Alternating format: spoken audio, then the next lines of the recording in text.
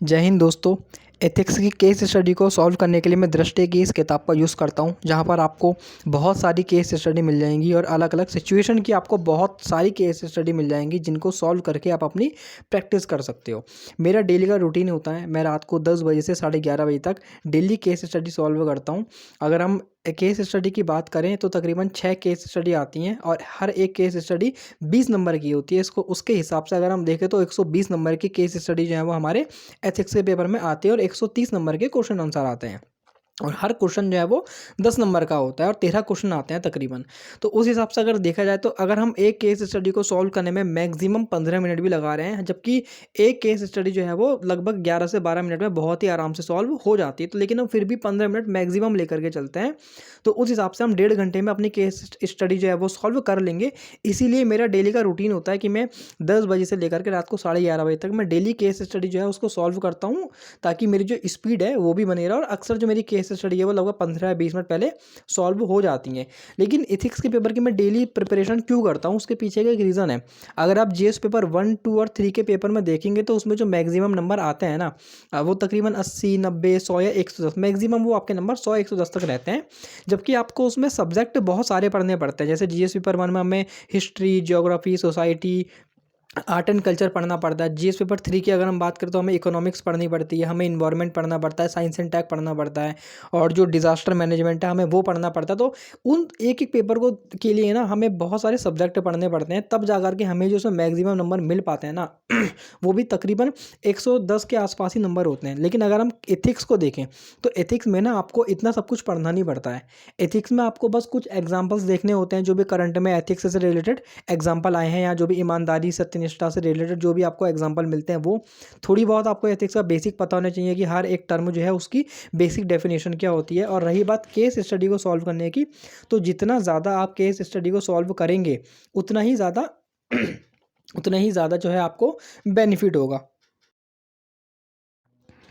और जितना ज़्यादा हम केस स्टडी की प्रैक्टिस करेंगे, उन्हें हम जितना ज़्यादा सॉल्व करेंगे ना, पेपर में जाने पर हमें उतनी ही ज़्यादा आसानी होगी।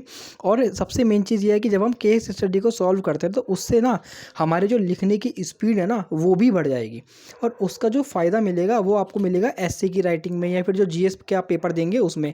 और एथिक्स की सबसे अच्छी खासियत ये है कि अगर आपने अच्छे से लिख रखा है ना, अगर आपने अच्छे से जो पेपर है उसको बनाया है, जो अपने सीट है आपने उसको करी है, तो आप इसमें बहुत ही इजीली 130 से 130, 120 और 140 नंबर तक आप बहुत ही आराम से ला सकते हो। जिससे क्या होगा, आपकी जो मेरिट होगी ना, आपकी वो मेरिट बढ़ने में बहुत ज़्यादा हेल्प मिलेगी। तो मेरा यही डेली का रूटीन होता है। मैं डेली केस स्टडी सॉल्व करता हूँ तकरीबन 1.5 घंटे के आसपास तक। और मैं आपको कुछ अभी सैंपल भी दिखाऊंगा जो मैंने अपने केस स्टडीज़ जो है वो मैंने आपको सॉल्व करी हैं।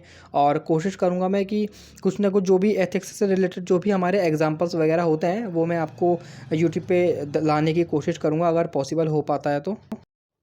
और शुरू में जब मैंने केस स्टडी को सॉल्व करना शुरू किया था तो मेरी जो स्पीड है ना वो भी नहीं बन पाती थी।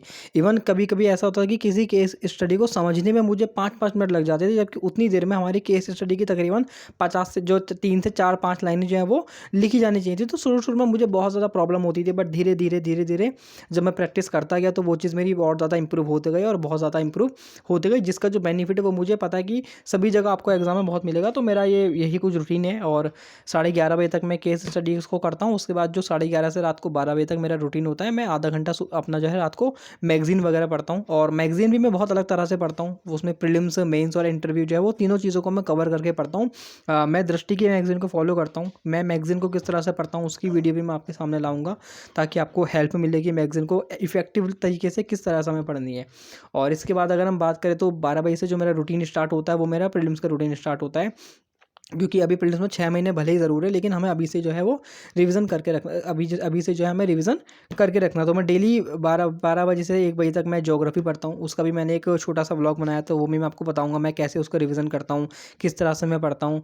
और फिर 1 बजे से 2 बजे तक मैं पॉलिटी का रिवीजन करता हूँ, और 2 बजे से 3 बजे तक मैं जो इकोनॉमिक्स होती है मैं उसका रिवीजन करता हूँ। यही मेरा हमेशा का रूटीन होता है। बाकी जो दिन में चीज़ें होती हैं वो दिन की होती हैं, बट ये जो सारी चीज़ें होती हैं वो मेरी नाइट में चीज़ें होती हैं।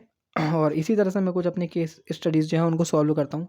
और अगर आपको वीडियो वगैरह अच्छी लगो तो आप देख सकते हैं, वीडियो को लाइक करें और चैनल को सब्सक्राइब करें। और इसी चैनल पर आपको हमारा जो हिंदी साहित्य का जो कोर्स है वो भी मिल जाएगा, जो हम बिल्कुल फ्री में आपको यूट्यूब पे करा रहे हैं।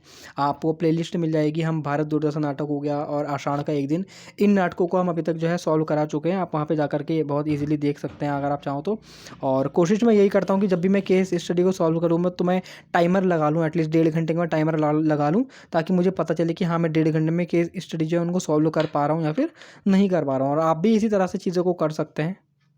और इस तरह बहुत ही मेहनत करने के बाद में मैंने अपने मोबाइल को आखिर में एडजस्टमेंट कर ही लिया है। और अब फिर से अपनी जो टाइमर है उसको सेट करते हैं और अपनी जो केस स्टडी है उनको ये शुरुआत करते हैं। और आप यहाँ पे देख सकते हो, आपको एक पेन का होल्डर दिख रहा होगा। एक्चुअली वो पेन का जो होल्डर है वो मैंने जो रियल फ्रूट का डिब्बा आया है ना, वो मैंने उससे उस पेन के होल्डर को बनाया, ताकि हम ज़्यादा से ज़्यादा चीज़ जो है ना उनको रीयूज़ कर पाएँ।